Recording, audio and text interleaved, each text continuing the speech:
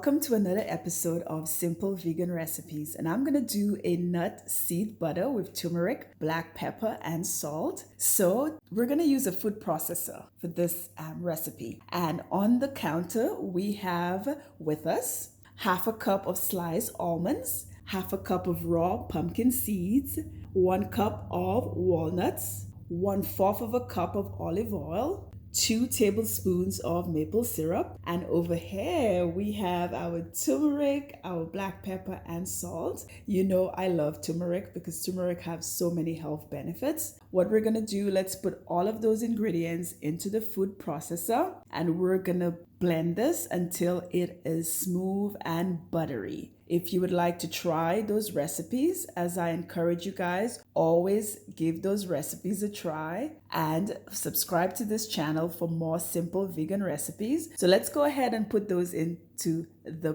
food processor. Okay, so I have all the ingredients placed in the food processor. I'm gonna go ahead and get this going to get this smooth and buttery. Let's do this. Okay, so we're all done with the nut butter. This looks so buttery and creamy. I can't wait to put it on my toast. I'm gonna do that right now.